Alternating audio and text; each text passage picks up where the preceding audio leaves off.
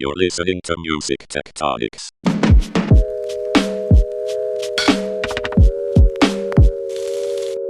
Welcome back to Music Tectonics, where we go beneath the surface of music and tech.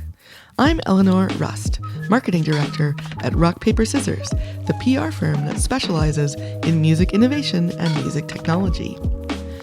Now at Music Tectonics, we like to be everywhere that new, cool things are happening with music. The NAMM Show is one of those places. NAMM, that's N-A-M-M for National Association of Music Merchants, is a huge annual trade show for musical instruments, gear, software, pro audio, and event tech. After pandemic postponements and online events, the NAMM Show returned in person to Anaheim, California. And I was there with Shayli Ankenbruck, Music Tectonics conference planner, to find all the new musical inventions. We captured some fantastic interviews and demos to share with you on the podcast. This week, Shayli talks with Russ Gavin of JackTrip Labs about their virtual studio for remote collaboration, and Adam McHeffey of Artiphon about the new Orba 2 with a demo of what this new version of the palm-sized instrument can do. Take it away, Shayli. Welcome back to Music Tectonics. This is Shayli, Music Tectonics Conference Planner. I'm here on the floor of NAMM outside the exhibitor hall this time, and I am joined with Russ from JackTrip Labs. Russ, how are you today? Doing great. It's been a great show. Really excited to be chatting. Yeah, what has JackTrip been up to at NAMM this year? You know, we've had a lot of cool things going on. Kind of our big event was the Grand Rally for Music Education. We brought a string quartet and a piano on stage, and with a conductor, they performed a piece of music, including 35 musicians streaming in from their homes. Wow. So it was a hybrid virtual choir experience, and it was super cool. We are not aware of anyone else in the universe that's ever accomplished such a thing with a distributed choir, if you would, and it was a really great artistic and musical outcome, and it was really cool watching the crowd. You know, a lot of people in the pandemic discovered that making music in the virtual space is challenging, and we've brought a lot of those barriers down. We've made it really an easy experience to collaborate online, and showing that off to a room of people who didn't necessarily know it or believe in it, because sometimes people get really opinionated about latency and physics and those kinds of things, and we just showed them that you can make music online and it can be an amazing experience. So that was a great thing for us. Very cool. So for those Music Tectonics listeners who are not familiar with JackTrip Labs, why don't you tell us a little bit about what you all do, how your product works? Yeah, we are a company that is leveraging a lot of technological evolution to help musicians. Fundamentally, we're making it possible for you to be in your home with your music setup, whatever that may be, and collaborate with other people. That can be you and a private student. That can be you and your quartet. That can be you and your rock band. That can be you and your 100-member choir. It can be any version of music that you enjoy. We now have the technology simple, accessible for you. Bring it into your home, click on it, start making music, avoid that commute, avoid a lot of the time that we spend getting to where we do music. We take those barriers down, and we're excited to see a lot of people making more music because it's now easier to do with other people. Yeah, so is this a hardware product or a software product? The answer is yes. We're very excited. This week we actually launched our desktop app. So if you're listening to this, you should just go to jacktrip.com right now on your laptop or your desktop computer and download the JackTrip app to connect to the virtual studio. That is a hardware-free solution. In the event that you're really wanting to use your phone and you don't want to mess, with the computer itself, we also have hardware products that if you just want to plug your USB mic or your USB interface into a simple hardware solution that's going to make it super plug and play easy, we offer that as well. So it really is about picking. I like to say the virtual studio is the amusement park, and the hardware or the software, that's just the road to the amusement park. A lot of different ways to get into the place where you're going to be playing. Yeah, very good analogy. So while I have been here at NAMM, I was listening to a panel And they mentioned how JackTrip Labs is a total game changer in the music collaboration space. What do you see on the horizon for music collaboration, and how does JackTrip fit into that? I think back to myself. I'm 42. I'll age myself. And I remember at one point in time, you could only play video games in an arcade. And then the Nintendo came out. And then 2-player games came out. And then now I watch my son play Fortnite with dozens, if not, 100 people from all over. And he can be playing with his cousins, and it's a different way of connecting in that medium. I think music is going to follow a similar path where we know that playing music with other people is a tremendous experience. One, because the music itself can be richer, can be just a more fun musical experience, but also the community piece. I stuck with music because I loved the people I was making music with. The community part of music making is so fundamental, and we're excited to be a part of the ecosystem growing by making it easier to make music with other people. Yeah, so speaking of making music, I know we chatted at South by Southwest a bit about how everyone makes music, as a hobbyist, but they don't maybe consider themselves an artist, when in reality most everyone is an artist or can be an artist. So how do you see JackTrip contributing to that narrative?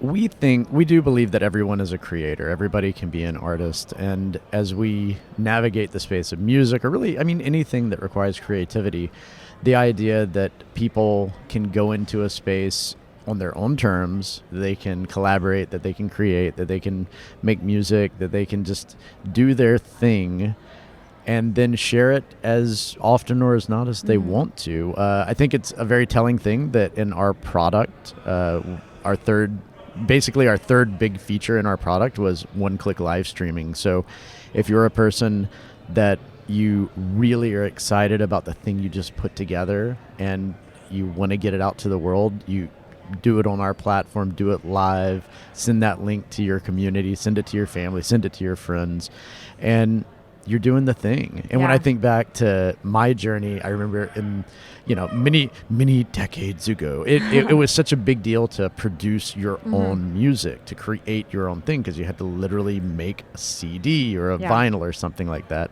And what we've created is one step closer to just taking away, again, it's about taking away barriers. It's about making it easier to put your product, your artistry, yourself out there at your own terms as well. Yeah. Because we all know that it can be a really insecure journey to be a musician, which is why, the artist question, like we talked about at South by Southwest, has always bugged me, because there's not like a certificate in being an artist. You just sort of one day start calling yourself that, or somebody else does.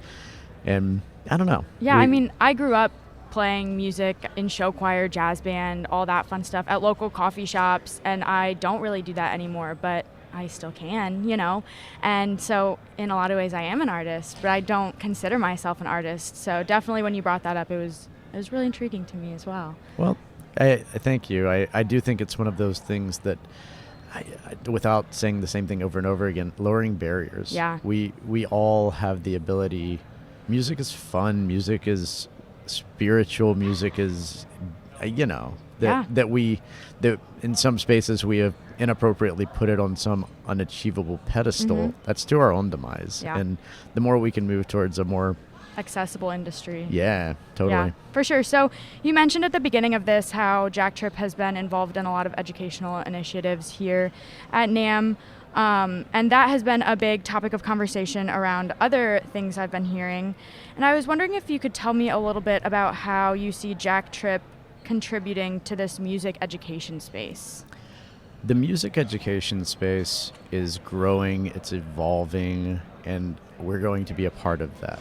I think much like all of education, the zip code that you were born into has had a really outsized impact on your life journey. Yeah. And the idea where that comes into music is if you happen to go to the right middle school or high school, you happen to get access to the right kind of music education that resonates with you, well, lucky you.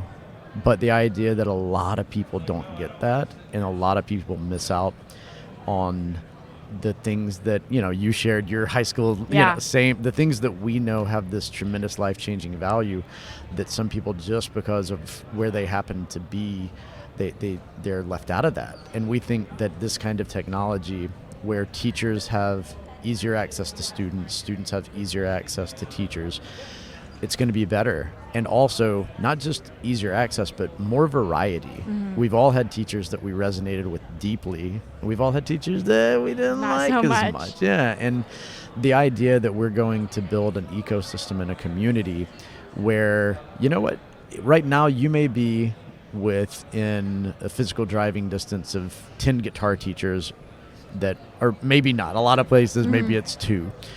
But using the kind of technology that we are cultivating, that number is going to be 200. Yeah. And you're going to have a little bit of ownership and autonomy in that selection. Find the person who resonates with you, get that virtuous cycle of learning, growing, repeating. I think it could be very, very positive in that space. Yeah, very good. So lastly, I'm going to ask you a very broad question. What are you most excited about for the future of music making and collaboration? I think the thing I'm most excited about is making it easier to play with people you might not have otherwise. There are a lot of variables that go into who we're comfortable occupying the same physical space with. That's always been a part of collaborating in a musical sense. Some of that is just the commitment of ever renting a room, right? The commitment of finding the space and then moving the drums. Yeah. And the idea that our technology, again, it makes all of that a lot easier, and it makes it more likely that you're going to find people that you do get to have the best time possible with, making good music, creating, just have a better life because you're doing more music with people you enjoy. It all just kind of goes back to that. Cool. Well, thanks so much for taking the time to chat with me today. Where can people find JackTrip Labs on socials, online? JackTrip.com. Go there, check it out, and somebody's going to yell at me for not rattling off all the social stuff, but they're all out there. No problem. They're all on JackTripLabs.com, right? JackTrip? That is correct. All right, yeah. Cool. Well, thanks so much. Have safe travels wherever you're going after NAMM. Thank you so much.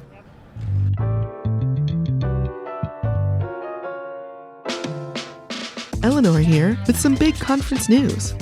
Spotify's head of innovation, Mahan Zonouzi, will headline Music Tectonic's 2022 conference.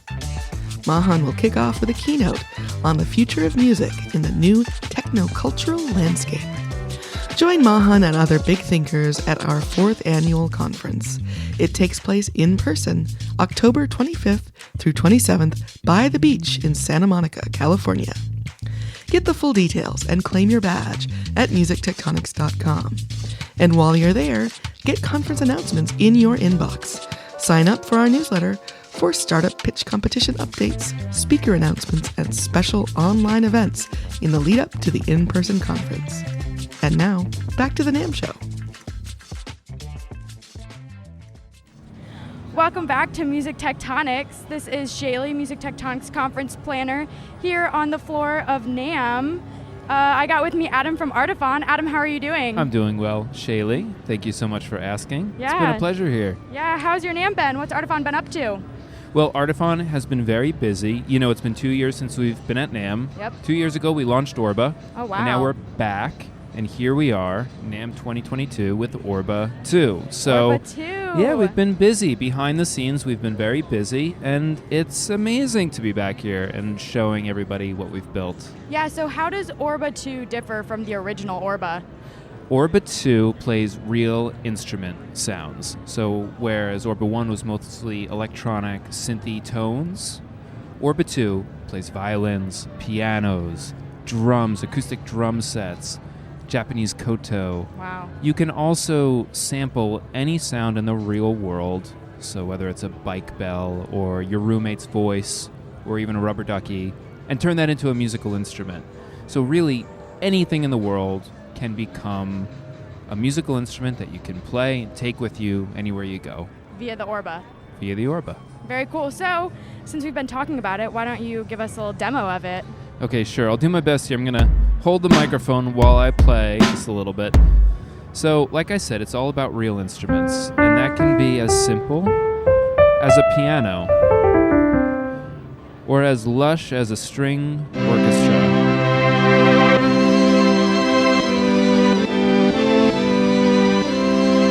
I just wrote that. Very nice. Yeah, and everyone says this is the size of a grapefruit, but honestly, I think it's kind of smaller than a grapefruit, like in between a grapefruit and an orange almost. Yeah, maybe a big grapefruit or a small grapefruit, a small a big grapefruit orange. or a big orange. Yes. Yeah, for people who are listening and they don't have a visual, imagine you took a large orange, sliced it in half, and played the different little wedges there as individual notes. That's what I'm doing with my finger. There you have it. Orba 2. All right, so here at NAMM, it seems like Artiphon's mission, that I've heard of a lot, has been to make music creation more approachable. Can you speak on that a little bit? Yeah, well, we're the only booth here with literally a yellow, squeaky rubber ducky on our booth. And we really want to be the booth and the company that people feel like they can come up to and just dabble, just play a few notes, even if they've never played a musical instrument before. We want to be that approachable company. We want to be the company that people aren't afraid to just play a few notes and not take themselves so seriously. Yeah. And, that's a big part of why we made Orba 2, so that you could take a sound like a bike bell and turn that into a musical instrument. I love that. I love that. So how do you see Orba impacting the education space? Yeah, it's a great question. We've got pilot programs with schools all over the country now, including here in Anaheim, where they've actually written curriculum all about Orba.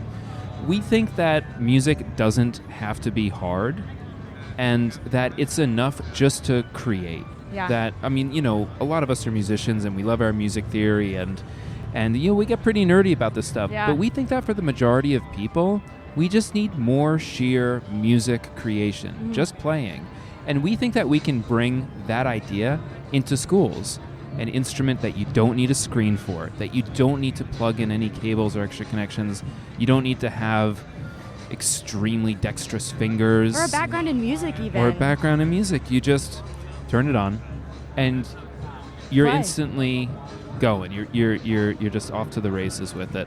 And so we think that's a little bit more like what music education should feel like. Yeah. And so we very much want a seat at that table, and that's a big reason why we're here at NAMM, to meet other people who feel similarly about music education and to have a seat at that table. Very good. So I talked to Emma on your team a little bit about the education just side of the music industry right now, and we were talking about music theory, and just like so much of my music experience was music theory, like so heavily rooted in music theory. And she was like, no, you have to create first. Like you have to create the thing and then learn from that. And I think that Orba's like a really good representation of like creating the thing and then like learning the theory behind it. Yeah, I don't, and I don't want to, like I said, we grew up with that stuff and we love it. And everybody who works at Artiphon took piano lessons or guitar lessons or something like that. So that is the world that we came from. But yeah, in order to become interested enough to learn all of that, it starts with falling in love with the experience itself. And so we want to get people to that first level of just having a good time as quickly as possible. Cool. So it seems like Artiphon is venturing a little bit into the app space. You have the Orbacam that's on Snapchat, correct? Can you talk a little bit about that? Orbacam is our new iOS app, which connects to Orba, or you can play just on the screen, and it's literally a video maker. We noticed that so many of our customers were filming their Orba playing experiences, and we wanted to make that easier for people. Yeah. And while we're at it, why not add VFX? Why not add more sounds? And so we literally built an app just so that people could film their musical experiences with Orba and make it easier to share those with friends, family, and followers. That's so awesome. Later in the year, we introduced on-screen playing, so you actually don't even need an Orba to get started and have an Orba-like experience. So if you are interested in just playing a few notes and seeing the kinds of things that we make, anybody can download Orbacam right now. Where? Plug yourself. from the Apple App Store. All right, or Android store or just Apple? No, right now we're designing it for Apple, and that's Okay. all because we want to be able to move quickly and Yeah. test and see what people are interested Yep. in. And at the time, that platform just makes it a bit easier and a bit more friendly for development. For sure. So is there anything else you want to let the Music Tectonics listeners know about? Yeah, I would just say, please, we just launched a brand new product. We think people are going to love it, but we really want to hear from you. Artiphon, we like to, we at least tell ourselves that we listen to the community here. Yeah. That's why we added samples, real instrument sounds, the ability to make your own. These are all ideas that we heard from the community, from our audience. And so we really have come to rely on that. It's one of our biggest assets. And so please reach out for any reason at all. I love hearing early feedback, and so please, let us know what you think, and we'd love to get in touch and stay in touch. Awesome. Well, thanks so much for taking the time to chat with me here at NAMM, Adam. Thank you. All right, safe travels whenever you're headed home. You as well. Thanks for listening to this special episode of Music Tectonics, recorded at the 2022 NAMM Show. There's more to come from NAMM, so if you like what you hear, please subscribe on your favorite podcast app. We have new episodes every week. Did you know that you can dig deeper into all our episodes with the show notes at musictectonics.com? That's also where you'll find the latest about our annual conference and a sign up for our newsletter. Everything we do explores the seismic shifts that shake up music and technology, the way the Earth's tectonic plates cause quakes and make mountains. Connect with Music Tectonics on Twitter, Instagram, and Facebook. Bye-bye. You're listening to Music Tectonics.